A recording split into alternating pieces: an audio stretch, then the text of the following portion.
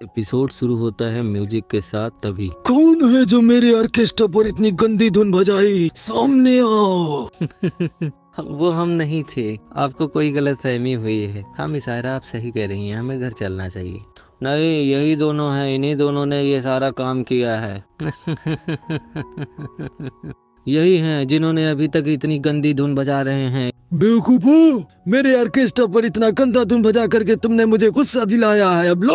और उन पर बहुत सारे म्यूजिकल वर्ड से अटैक करते हैं, बम की तरीके से काम करता है। तभी वो दोनों ट्रांसफॉर्म हो जाते हैं अपने अकाई फॉर्म में। बहुत तेजी से अकारुन उसके पीछे जाने की कोशिश करता है, उन नोट से बच रहा होता है, लेकिन अचानक से एक नोट पर उसका हाथ लग जाता है जो ब्लास्ट हो जाता है। उसका हाथ जल जाता है, उसे चोट भी लगती है। अरे बेवकूफ, मैंने तुम्हें बताया था ये सारे नोट आम नोट नहीं है, ये है बम। इसमें जो रेड वाला है उसके झांसे में मत आना, क्योंकि उसके लगते ही शरीर फ्रीज हो जाती है। क्या मुसीबत है, मुझे घर जाना है। और तभी वो लोग फिर से जोर से उन पर अटैक करना स्टार्ट कर देते हैं और अचानक से वहाँ का पूरा सीन चेंज हो जाता है। एक वैली दिखाई देती है। ये तो राइस वैली है। अरे बेवकूफो, तुम्हें नहीं दिखाई देता? ये राइस वैली नहीं है। अब तुम लोग मरो। मरते क्यों नहीं? वहाँ पर फिर से बहुत तेजी से अटैक करते हैं, जिससे बच पाना कारुन के लिए मुश्किल होता है। लेकिन आयरा बहुत आसानी के साथ में उनसे बचना स्टार्ट कर देती है। अचानक से वहाँ पर सारे लोग अजीब सी आवाजें निकालते हैं। ट्रेन प्लेटफॉर्म नंबर 5 पर आ चुकी है, आप लोग तैयार हो जाओ और बैठो। परमपिता, आप ये बहुत अच्छा कर रहे हैं। अरे बेवकूफ, मैं भी तो अच्छा बजा रहा हूँ, मेरी तारीफ तुम नहीं कर सकते। ये ऐसे नहीं मरने वाले हैं, इन पर और तेजी से हमला करो। और वो लोग अपने हमले की स्पीड बहुत तेजी से बढ़ा देते हैं। इस बारी उन लोगों के लिए बचना बहुत ही ज्यादा मुश्किल होता है। सभी उससे बचने की कोशिश करते हैं क्योंकि उनके पास कोई दूसरा ऑप्शन नहीं होता। और आयरा बहुत तेजी से अपनी शक्तियों का इस्तेमाल करती है और मूव करते हुए सारे नोट से बचती चली जाती है। यह देख करके वो बहुत परेशान होते हैं। कमीनो, तुम लोग मरते क्यों नहीं हो? मर जाओ। यह देख करके ओकारुन भी बहुत इम्प्रेस होता है। मिस आयरा तो बहुत अच्छी तरीके से उन्हें चकमा दे रही हैं। तभी उसके सर पर वो रेड नोट आकर के लग जाता है, जिससे वो फ्रीज हो जाता है। बेवकूफ, मैंने तुम्हें मना किया था, इससे बच के रहना है, तुम ये क्या कर रहे हो नालायक। तभी ग्रैनी पर भी लगता है और वो भी फ्रीज हो जाती है। यह देख करके आयरा भी बहुत डर जाती है और उन्हें बचाने के लिए वहाँ जाती है। लेकिन अचानक से वहाँ पर बहुत सारे म्यूजिक नोट्स आते हैं और एक साथ ब्लास्ट हो जाते हैं, जिससे ओकारुन नॉर्मल फॉर्म में कन्वर्ट हो जाता है। मैंने सोचा था कि मैं इन सबसे बच जाऊंगा, लेकिन मैं अभी भी बहुत कमजोर हूँ। मैं इन्हें नहीं हरा सकता तो मैं अपने जीवन में क्या कर सकता हूँ? मुझे ताकतवर बनना था, लेकिन मैं अभी भी बहुत कमजोर हूँ। बेवकूफ, यहाँ तो ये सब करने की बात नहीं है, चलो उनसे लड़ो। और वो लोग फिर से और तेजी से म्यूजिकल नोट्स बनाना स्टार्ट कर देते हैं। कम्मे, धुन को सुनो और उस पर रिएक्ट करो, अपने बॉडी को हिलने दो। लेकिन मुझे आज तक मैंने जीवन में गाना ही नहीं सुना और मैं ये नहीं कर सकता। तभी अचानक उसे घर का ऑर्केस्ट्रा याद आ जाता है, जिससे उसके अंदर नया जोश आता है। अभी मेरे अंदर कुछ अलग हुआ था, मुझे धुन समझ में आने लगी। उस रिदम के बारे में मैंने सोचा और उसे समझ में आ जाता है रिदम के बारे में थोड़ी सी बातें। आयरा दिखाई देती है जो उनको मारने के लिए बहुत उतावली होती है और लोगों से मारने की कोशिश करती है, उस पर नाकाम होती है। अरे तुम मरते क्यों नहीं? मर जाओ निकम्मो, तुम बड़ा परेशान कर रहे हो, अब ये लो। और वो एक लंबी चेन भेजता है, जिससे बहुत परेशान होती है और आयरा जैसे ही आगे जाती है जमीन में फंस जाती है, खुद को बचा नहीं पाती। ये पूरी जमीन एक दर्द बन चुकी है तुम्हारे भागने की वजह से। एक जगह को तुम लोग भागते रहते हो, अब मरो। और वो उस पर तेजी से ऑर्केस्ट्रा बजाता है और फंस चुकी है चूंकि, इसीलिए वो हिल भी नहीं पाती और वहाँ बहुत तेजी से ब्लास्ट होता है। लेकिन वहाँ में ओकारुन फिर से अपने अकाई फॉर्म में आता है, जो लेकर के निकल जाता है। नहीं, ऐसा नहीं हो सकता।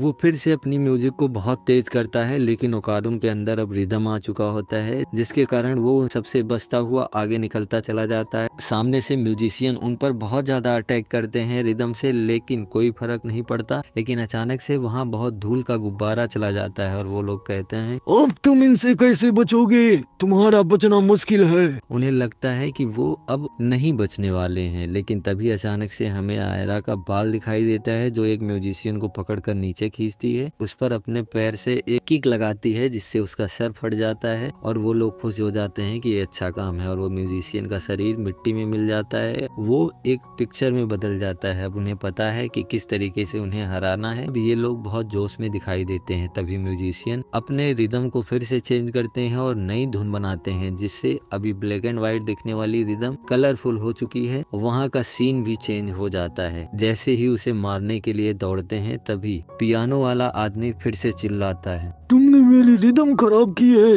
अब ये लो, तुम अब मेरे गुस्से का सामना करोगे। वहाँ पर एक बहुत बड़ा हॉल बन जाता है देखते देखते जो अजीब होता है और तुम्हें मरना ही होगा।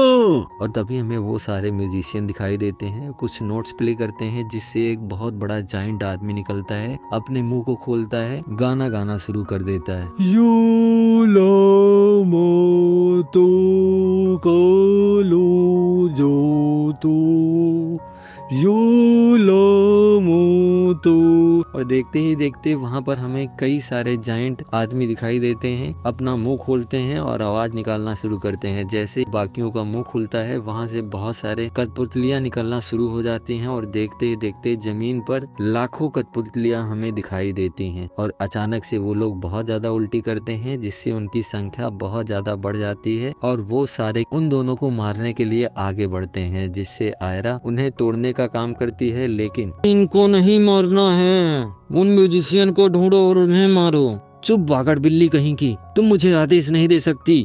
अरे नालायक लड़की, तुम मेरा कहा मानो। और उन दोनों में झगड़ा होता है और वो लोग म्यूजिशियन को देखना स्टार्ट कर देते हैं, उन्हें दिखाई दे जाते हैं। टर्बो उन्हें म्यूजिशियन को दिखाती है कि वो रहे, अब जल्दी से उन्हें खत्म करो। लेकिन देखते ही देखते दोनों के चारों तरफ बहुत सारे कठपुतलियां आ चुकी थी जिससे वो बिल्कुल घिर चुके थे। हिलने की भी शक्ति उनके अंदर अब नहीं बाकी थी। अब वो परेशान थे कि वहाँ से निकले कैसे। लेकिन टर्बो उन्हें प्रेस करती है कि तुम्हें जल्दी यहाँ से निकलना होगा, नहीं तो हम मारे जाएंगे। सीरा तोरी अपने बालों को बड़ा करती है और ओकारुन को उसका हाथ देने के लिए कहती है। जैसे उन दोनों का हाथ आपस में मिलता है, सीरा तोरी अपने बालों को बड़ा करती है, एक सिंगर की आंखों में उसे लपेट देती है और तेजी से स्विच करती है जिससे वो उसके सर पर पहुंच जाते हैं। अब वहां पर बाकी सारे साइड सिंगर्स उसे मारने के लिए अपने अपने हाथ पैर चलाते हैं जिससे बचते बचाते वो लोग निकलते हैं और मेन सिंगर नीचे जमीन पर गिर जाता है और सीरा तोरी उसे उछाल लेती है ऊपर। लेकिन ओकारुन उसे अकेला छोड़कर नहीं जाना चाहता था। यहाँ सीरा तोरी उन बड़े जाइंट सिंगर के साथ में लड़ाई करती, उनके बीच में लड़ाई काफी देर तक चलती रहती है और अचानक से सीरा तोरी पर एक हैवी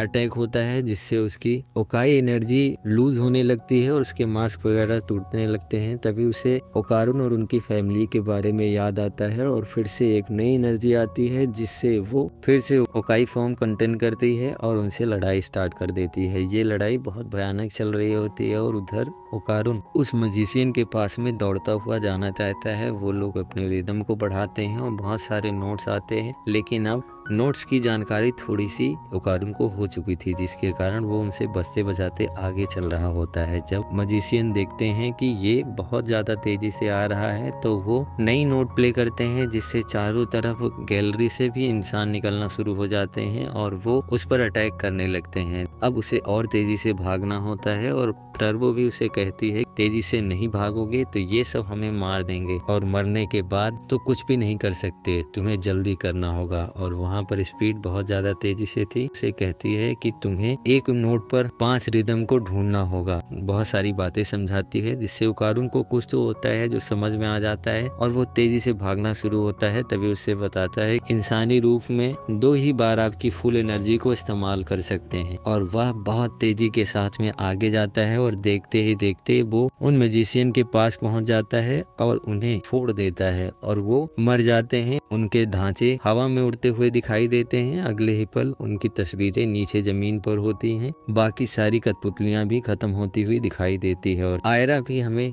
उन कठपुतलियों से निजात पाती हुई दिखाई देती है। और तभी वो पिक्चर्स हवा में उड़ते हैं और उनके उड़ने के साथ वहाँ का माहौल चेंज हो जाता है और अब वो फिर से म्यूजिक रूम में आ जाते हैं। यह देखकर वो खुश हो जाते हैं, क्या हमने उन्हें हरा दिया, बहुत अच्छा, ये तो कमाल हो गया, अब हम ताकतवर बन चुके हैं, बहुत बहुत धन्यवाद आपका मिस आयरा, आप अगर ना होती तो हम शायद ये लड़ाई नहीं जीत पाते। बहुत बहुत धन्यवाद। आयरा भी अपने मन में उसके लिए बहुत अच्छी चीजें सोचती है और उसे भी इम्प्रेसिव कहती है। अरे ये सब मेरा किया धरा है, अगर मैं नहीं होती तो तुम लोग कब का मर चुके होते, तो मुझे भी कोई धन्यवाद बोल दो। अच्छा तो तुम्हें थैंक यू चाहिए, और उन दोनों के बीच में लड़ाई होना स्टार्ट हो जाती है। वैसे ये सही कह रही हैं, अगर ये नहीं होती तो हमें म्यूजिक के बारे में बिल्कुल कुछ जानकारी नहीं होती। बहुत बहुत धन्यवाद टर्बो ग्रैनी। वैसे आपको ये सारी जानकारी मिलती कहाँ से है? आप कुछ उल्टा सुल्टा तो नहीं करने की कोशिश कर रही हैं? टर्बो नीचे उतरते हुए, मैं कुछ बहुत ज्यादा नहीं सोच रही हूँ, बस इतना है कि तुम्हें किस तरीके से मैं मारूं। वो अचानक से पियानो पर पैर रख देती है, जिससे फिर से वही सब स्टार्ट हो जाता है। सीन स्विच होती है, हमें घर का सीन दिखाई देता है। वहाँ हमें मंजीरो, नानी, जीजी और मोमो दिखाई देती है। मंजीरो, मुझे नहीं पता कि जीजी तुम क्या सोचते हो, लेकिन अगर तुम इन लोगों को मारना चाहते हो तो ये बहुत बुरी बात है और तुम अपने परिवार के साथ में भी नहीं रह सकते। हम यहाँ पर तुम्हें सही करने की तैयारी कर रहे हैं, लेकिन डेविल आइस कुछ ना कुछ जरूर प्लान कर रहा होगा इन सब चीजों से निपटने के लिए। तो हमें फिर से वो रिचुअल करना होगा, तुम्हारे अंदर से उस आत्मा को निकालना होगा। वैसे मैंने पहले ही हकाई वालों को फोन करके बोल दिया है, कल वो आएंगे। तुम अपने हिसाब से सारी चीजें नहीं कर सकते। दादी माँ, आप इसे बोलती क्यों नहीं? कोई फायदा नहीं, मैं सारा रिचुअल खुद ही परफॉर्म करूंगा। और जीजी, तुम्हें भी इसमें साथ देना होगा अगर तुम इन लोगों को मारना नहीं चाहते हो। जीजी बहुत निराश हो जाता है। मोमो बहुत कन्विंस करने की कोशिश करती है, लेकिन वहाँ कुछ नहीं होता है। तभी बाहर से ओकारुन की आवाज़ आती है, जीजी तुम बाहर आ जाओ। और वो लोग बहुत शौक हो जाते हैं और बाहर जाते हैं। तो बाहर उसे ओकारुन दिखाई देता है जो टर्बो ग्रैनी के साथ में होता है। तभी मोमो उसके पास में जाती है। जीजी भी देख करके हैरान हो जाता है कि यहाँ क्या चल रहा है। ओकारुन, तुम लोग इतनी रात में कहाँ गए थे? मोमो, अब तुम यहाँ से हट जाओ। मैं डेविल आइस से अपना बदला लेना चाहता हूँ। उस दिन जब वो तुम्हारे ऊपर अटैक किया तो मुझे बहुत ज़्यादा गुस्सा आया और मैं ये बर्दाश्त नहीं कर पाया। आप लोग उसे एक्सेप्ट करना चाहते हो, लेकिन मुझे उससे कोई मतलब नहीं है। मैं उससे केवल अपना बदला लेना चाहता हूँ। आयरा को पानी देता है और कहता है उस पर डालने के लिए, और वो जीजी से ओकाई को बाहर निकालने की बात करता है।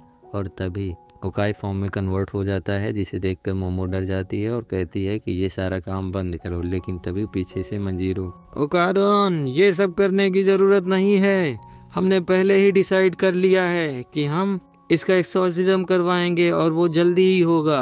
मंजीरो, रहने दो, उसकी आवाज़ में बहुत ही ज़्यादा आग है, तो तुम उसे शर्मिंदा करने की कोशिश मत करो। और वो लोग तैयार हो जाते हैं। ओकारुन सबको वहाँ से हटने के लिए कहते हैं और सब ऐसा ही करते हैं, चारों तरफ हट जाते हैं। आयरा उस पर ठंडा पानी डालती है, जिससे वो कन्वर्ट होने वाला होता है ओकाई में। और यहाँ ओकारुन बहुत तेजी के साथ में दौड़ता है। जीजी का ट्रांसफॉर्मेशन होता है और जैसे ही वह उसे पंच मारने वाला होता है, वह उसे अपने पैर से रोक देता है और वो दोनों अब एक दूसरे के आमने सामने हैं। इसी के साथ आज का हमारा एपिसोड खत्म होता है। मिलते हैं कल, तब तक के लिए बने रहिए। Bye bye.